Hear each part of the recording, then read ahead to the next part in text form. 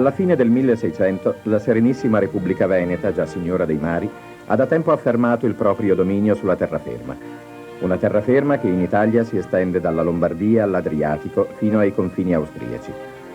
Un vasto territorio dall'andamento geografico molto variegato, che si riflette in situazioni economiche e sociali assai diverse fra loro.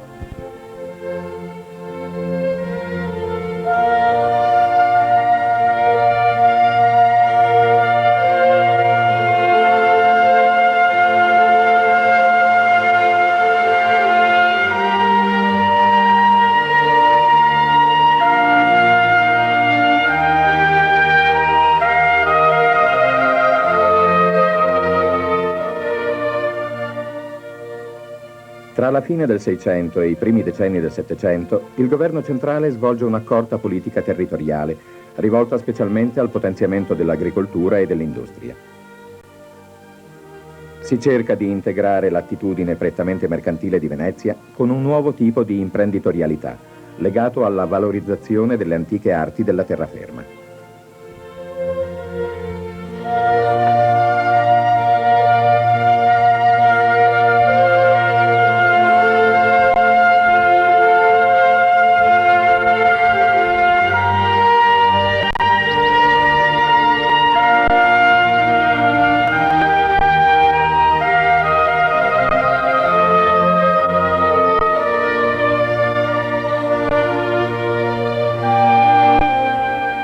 Così accade per il Friuli e in particolare per la Carnia, dove esiste una lunga tradizione nel settore della filatura e tessitura domestica della lana, del lino e della canapa.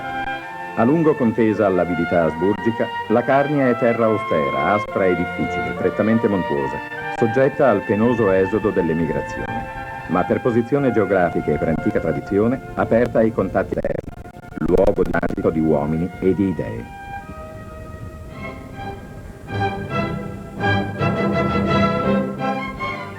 Jacopo Linussio nasce a Villa Mezzo in territorio di Paularo l'8 aprile 1691, figlio di Pietro e di Maria del Negro.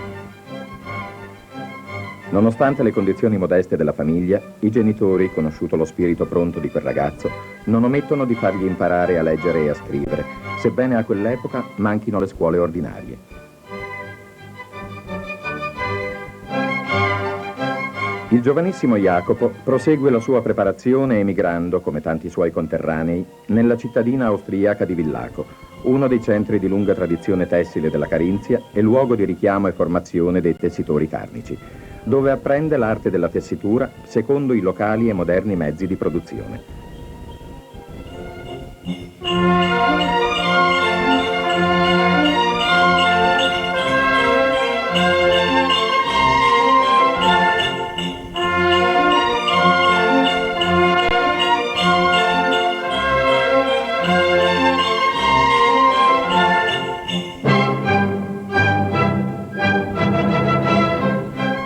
La formazione del giovane Linussio, che certamente dall'esperienza carinziana sa trarre notevole giovamento, continua poi a Tolmezzo come garzone nella manifattura e merceria Zanin Prabotti e subito dopo, attorno al 1712, quale agente della signora Cillenia Zanis Roia. Il magnifico signor Linussio, di anni 28 circa, capitò in Moggio lì 29 novembre 1717, dove nella mia casa paterna, situata nel fondo fontana, principiò di far pettinar linni per la fabbrica di rigadini e t'altre tellerie da biancheggiarsi, che venivano manipolate da tesseri nella provincia di Carnia.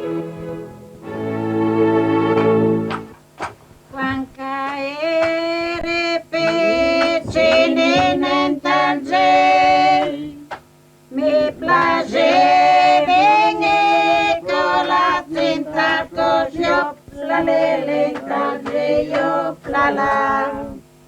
e come sei grande attenta gel ai mi place ne tanta senta così plale tange io plala e me mare me la detenta gel me la date protesa porta entra cos yop la le lental je yop la che se chun mare tencha niente je ai la coscena porta entra cos yop la le lental je yop la. Nel 1717 Jacopo Linussio apre una piccola fabbrica di rensetti ad uso di Germania a Moggio, facendo ricorso all'abbondante manodopera locale.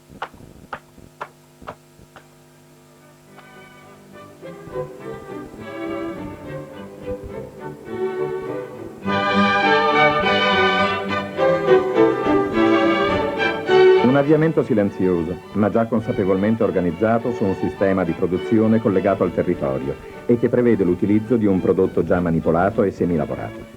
Questo sistema va ad accompagnarsi ad un uso limitato di telai e operai, elementi che consentono di mantenere bassi i salari e minimi gli investimenti. È la strategia industriale che sottenderà l'intero ciclo vitale dell'azienda, coniugando tradizione carnica e nuova imprenditorialità. È l'inizio di un'impresa destinata anche al recupero economico e sociale della Carnia.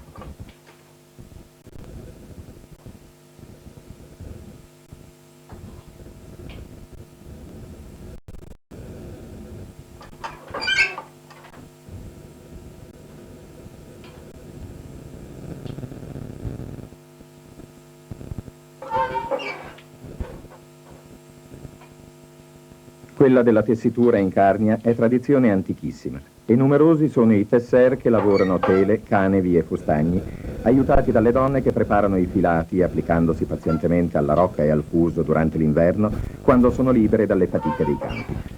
Ma si tratta per lo più di una produzione artigianale modesta, spesso a soddisfazione dei soli scopi domestici e che certamente non può competere con l'industria straniera, in particolare tedesca e austriaca. Lo sviluppo dell'azienda è rapido e raggiunge in breve livelli di produzione impensabili.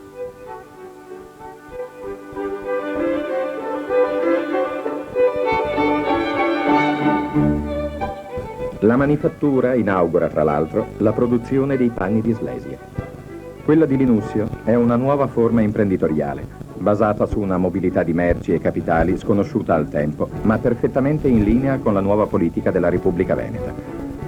Ciò gli consentirà di ottenere dal governo costanti e vantaggiosi privilegi ed esenzioni fiscali.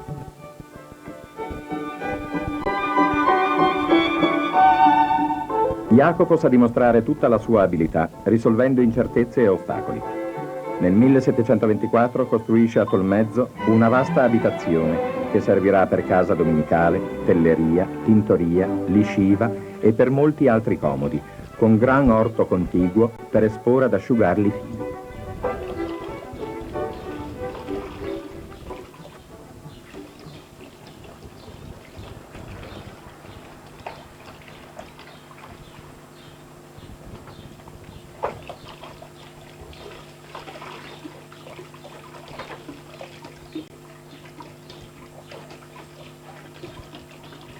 Jacopo aveva un'anima maggiore perché pio, esemplare nei costumi, giusto, veritiero e umano verso tutti, propenso al beneficar, a procurar la concordia e conservar la pace e la quiete. Onde comprava la stima e l'amore dei grandi e incantava il rispetto e riverenza sincera degli inferiori. Quello di Linussio diviene subito un caso di enorme portata, se già nel giugno del 1726 i 5 savi alla mercanzia inviano il fante Marco Antonio Banderin a visitare le 2 fabbriche di Tolmezzo e Moggio e constatare di persona se tutti gli elogi che ne vengono fatti rispondano a verità. E già in quell'anno l'azienda Linussio, definita fabbrica privilegiata, ottiene i primi sgravi doganali. Jacopo si avvale di maestranze del settore reclutate da tutta Europa che gli permettono di migliorare i mezzi di produzione e la qualità dei prodotti. Ma pratica anche un vero e proprio spionaggio industriale. Invia suoi agenti in Germania perché ne scoprano i segreti delle fabbriche e dei negozi di telerie e studino l'esatta quantità dei fili e l'arte di manipolarli.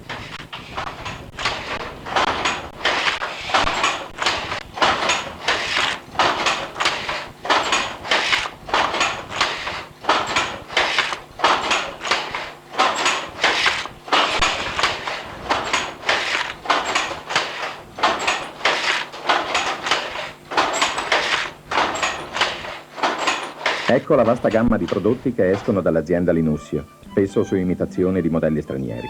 Prodotti che presto arrivano a far concorrenza alle manifatture estere, limitando notevolmente l'importazione per il dominio veneto e quindi la fuoriuscita di capitale. Renzetti spinadi, renzetti grezzi, sangali, terlisoni di Baviera, tele a occhietti, tele tovagliate, tele cremonesi con seda. Ben 84 campioni.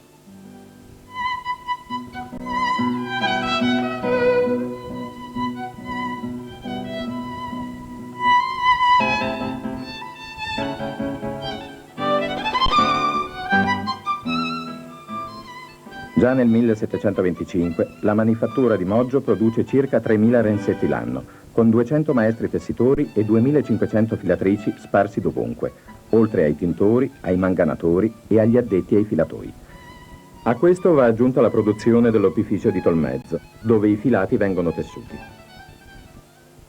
Il suo temperamento era igneo e focoso, con voce tonante ed imperiosa, ma pronto a temperarsi, essendo il di lui incolorarsi un fuoco di paglia. Aveva dell'eroico nel dissimulare i torti e perdonar le offese, che dall'invidia e maligna emulazione frequenti eran fattigli. Egli stesso svolge in prima persona un controllo attento e capillare su tutti i settori aziendali. Moment.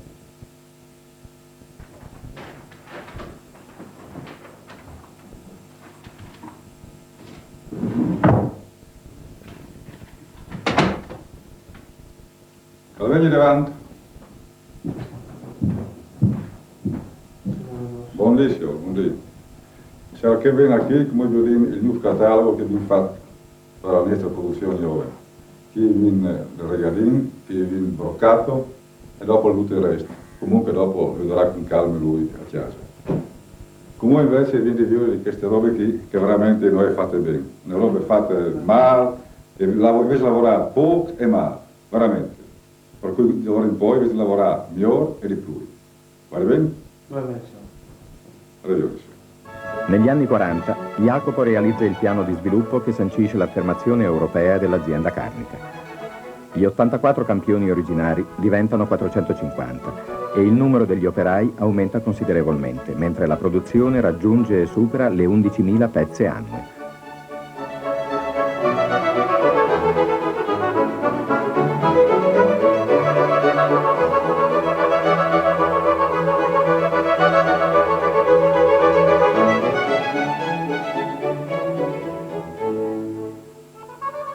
Le 4.500 filatrici e i numerosi agenti filloni sono ormai sparsi un po' dappertutto, non soltanto in Carnia, ma a Cividale, Stilimbergo, Pinzano, Valvasone.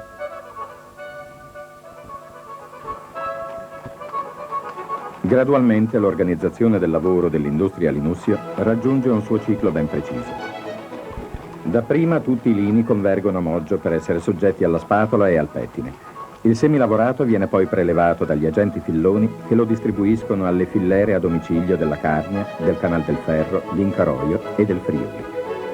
I filati vengono quindi riuniti nelle due fabbriche di Tolmezzo e Moggio dove, dopo essere stati accuratamente preparati e sottoposti a procedimenti nuovissimi, vengono tessuti, candeggiati e tinti.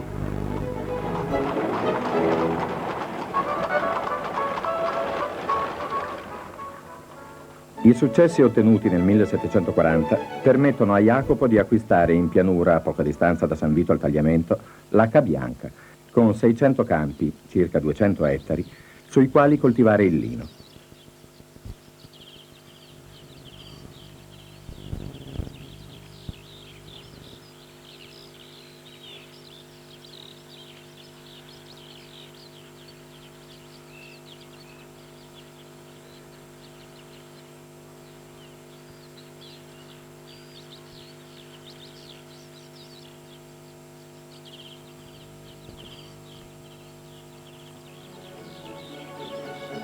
Qui Jacopo ristruttura il complesso preesistente con interventi tuttora visibili. In breve tempo l'edificio è terminato.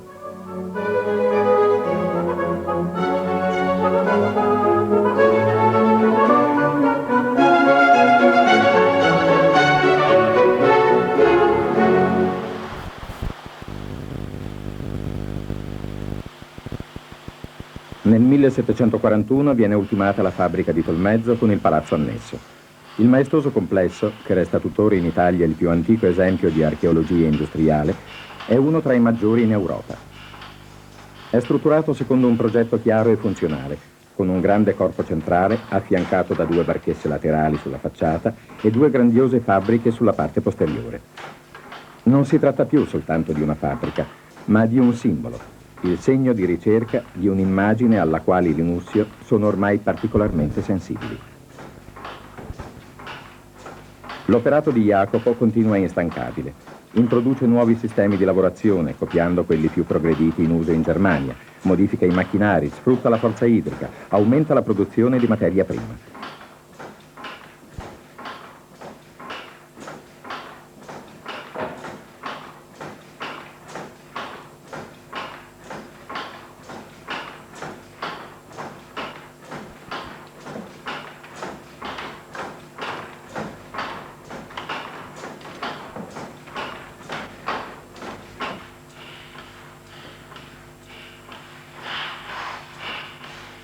Mi giubila l'animo nel sentirmi benedetto da oltre 3.000 famiglie per tutta la Carnia e lungo il Friuli e nel vedermi mostrato a dito come scelto dal cielo a risorgimento di una nazione laboriosa ed illustre, costretta ad emigrare tra gli stranieri per non aver tra i suoi compopolani in che esercitarsi e travagliare al suo sostentamento.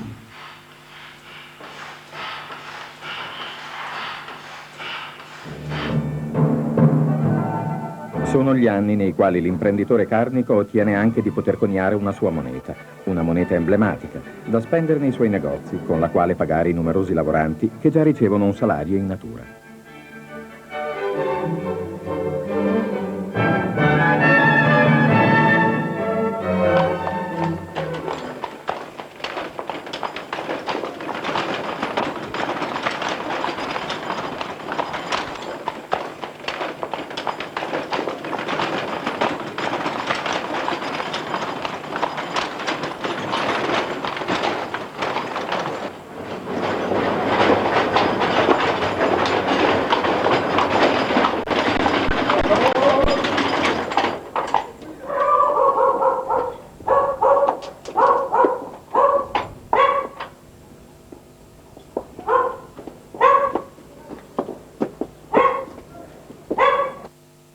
Bartol! Qui è filar! Ah, ecco! Bien, bien. Bien, sì. Bien. Solito? Buon, grazie! Ande? C'era una povera diavola che stava sempre in casa con il marito e quando quest'uomo metteva un soldo ricavato dal suo filare in un vasetto, ogni volta gli domandava: Che fatto? «Che cosa metti, marito?» Fila e taci! «Tu fila e taci», le rispondeva.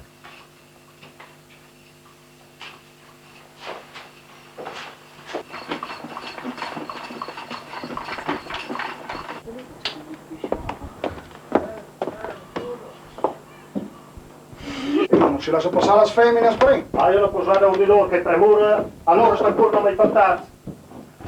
Che chi è la palanca, e che chi è il sacco, c'è il penalo, perché io ho fatto niente. Non le comprava mai nulla. Un giorno viene uno di questi merciai ambulanti e a lei faceva gola un bel fazzoletto. Buongiorno signora, ho tante belle cose da venderle, anche delle sete da Venezia. Buondì? Buondì signora, non le interessa un po' di tela per farsi un bel grembiule? Vai noia. Ah, tutte uguali voi donne. Venga, venga a vedere quante belle cose. Guardi, non è prezioso questo? Oh, bien.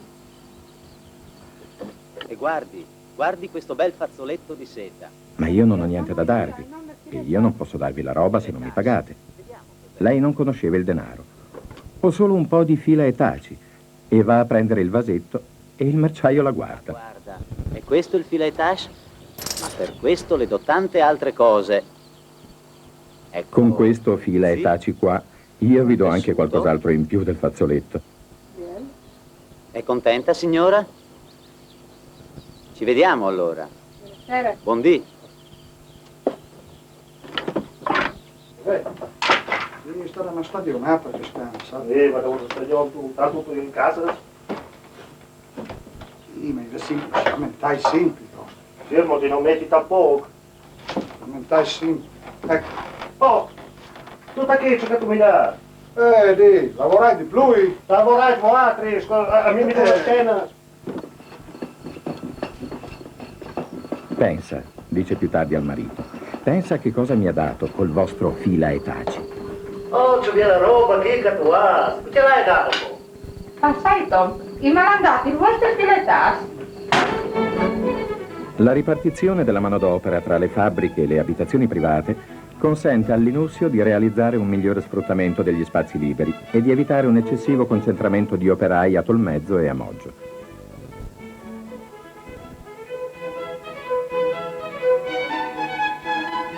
Eppure non ebbe egli altro fondamento per sì grande impresa, fuorché il vedere, per una parte stabilita da tempo immemorabile, l'arte del tessere in codesta provincia, e per l'altra un numero sì grande di filatrici che al Friuli, le quali per opera di lui si moltiplicarono e perfezionarono. Né gli fece alcuna difficoltà il dover provvedere a raccogliere da molte lontanissime regioni i lini necessari alle sue manifatture. Anzi, ora che scarseggiano e sono cresciuti di prezzo, i lini bresciani di Carinzia e di Slesia, egli è in necessità di procurarseli da paesi più settentrionali dell'Europa e perfino dall'Egitto.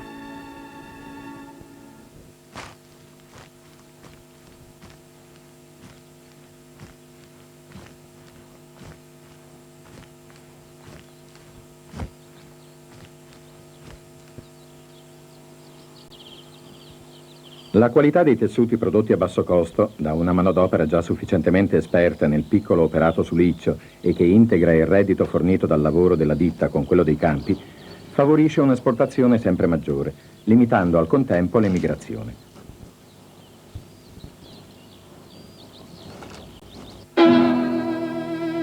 L'importanza della produzione Linussio sta specialmente nella tecnica di preparazione della macchina tessile, realizzando il disegno con una sola trama. Questo procedimento è meno costoso di quello ottenuto con la broccatura. Le stoffe sono realizzate mediante filati non pregiati, ma i disegni in stile europeo sono opera di veri e propri disegnatori. Gli effetti sono appaganti.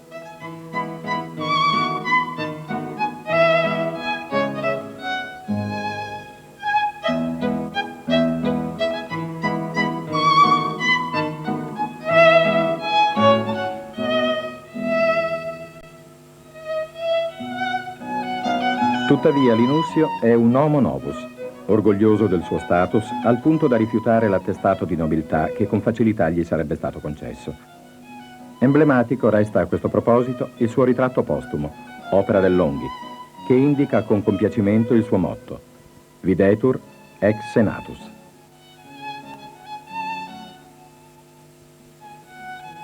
Un successo di tali dimensioni, se da un lato suscita l'entusiasmo e la protezione del governo che fin dall'inizio vuole garantire privilegi ed esenzioni doganali all'impresa carnica, dall'altro non può non destare l'invidia e la gelosia dei concorrenti e dello stesso Consiglio Comunale tolmezzino.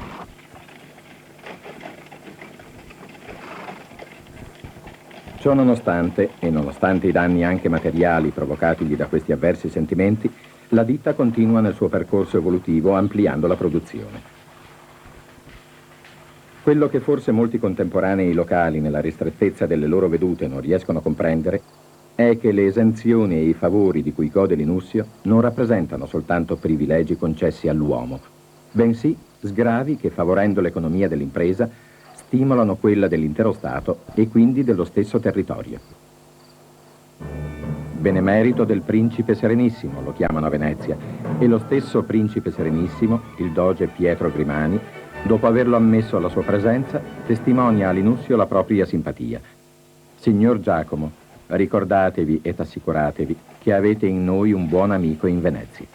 Infatti i rapporti che Jacopo è riuscito a instaurare con i potentati veneziani lasciano ben sperare. È noto quanto lo amino e lo onorino le maggiori case patrizie, così come è attestato dai documenti dell'epoca. E Jacopo sa come mantenersi all'altezza di tanta stima e ammirazione. Esempi talvolta clamorosi sono le generose donazioni per le chiese della Carnia e a favore di interventi pubblici, e l'incarico affidatogli dal patriarca di Aquileia, cardinale Dolfin, di sovrintendere alla ristrutturazione dell'abbazia di San Gallo a Moggio, di cui il patriarca stesso è abate commendatario. Il Dolfin si ricorderà di Linussio concedendogli ulteriori terreni per la Cabianca di San Vito, terra di cui è direttamente infeudato.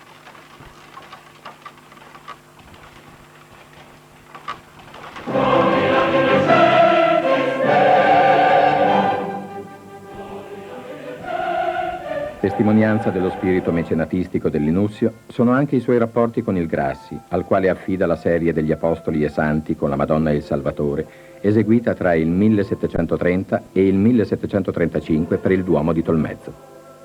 Lo stesso Duomo di Tolmezzo, ricostruito tra il 1752 e il 1764 dallo Schiavi e riprogettato dal Massari, munificamente dotato dalla famiglia di ben 90.000 ducati, viene ulteriormente arricchito dai Linussio, al cui contributo si devono, tra l'altro, l'altar maggiore e il ricco altare del Rosario e probabilmente la pala del Fontebasso, raffigurante la Vergine in trono con San Martino e San Carlo Borromeo.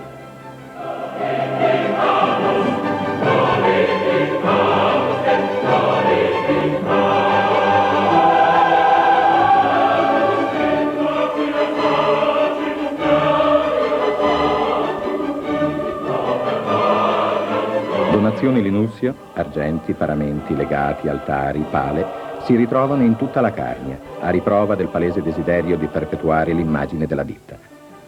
Non è casuale che le stesse tele del Grassi, nel Duomo di Tolmezzo, abbiano i nomi degli apostoli e degli evangelisti scanditi dal marchio di fabbrica.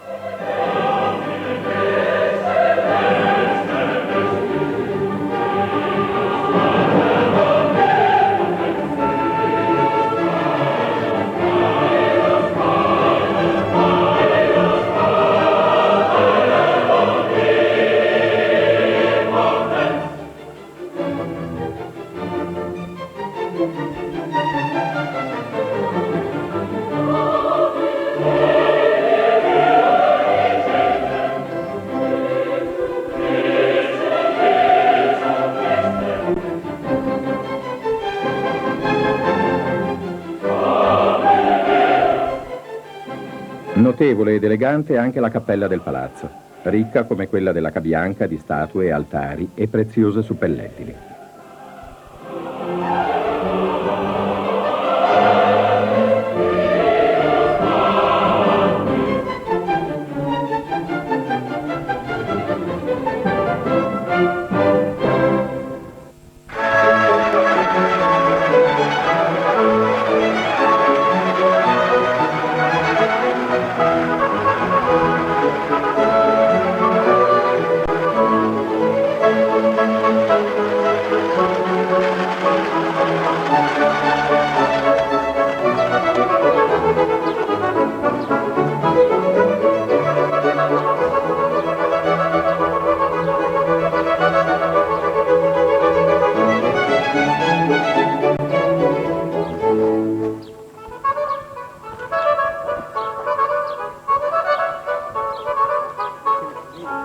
Ma un uomo nuovo, che nell'accostamento all'arte e a una certa forma di mecenatismo, trova un suo modo aristocratico di esprimersi e di evidenziarsi. Ne è un esempio il salone da ballo del palazzo residenziale, probabilmente ultimato negli anni 60, con interventi pittorici del Fossati e di artisti veneziani, che ha le pareti dipinte con fastose quadrature alla bolognese, incornicianti scene di vita repubblicana romana, scandite ai lati da figure allegoriche allusive. Allegorie che si richiamano alle doti di Jacopo secondo un programma ben definito.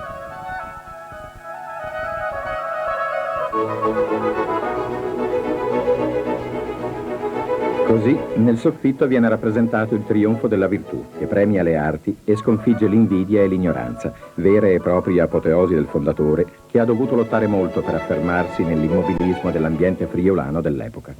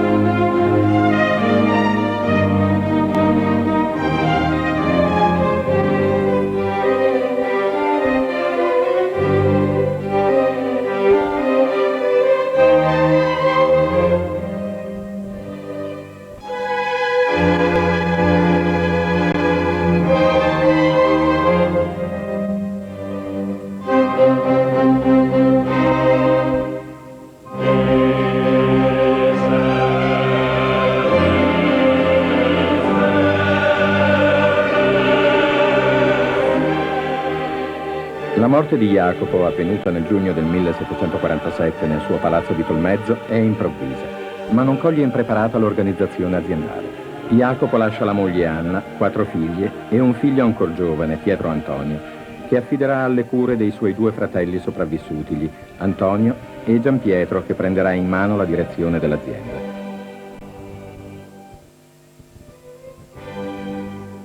Il parroco di Moggio definisce l'impresa un orologio che, giustamente montato, seguita altresì giustamente a correre.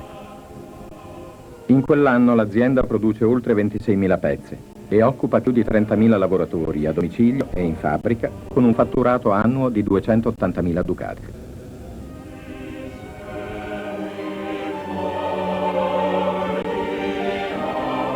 Sul finire del secolo, l'azienda Linussio inizia un inarrestabile declino.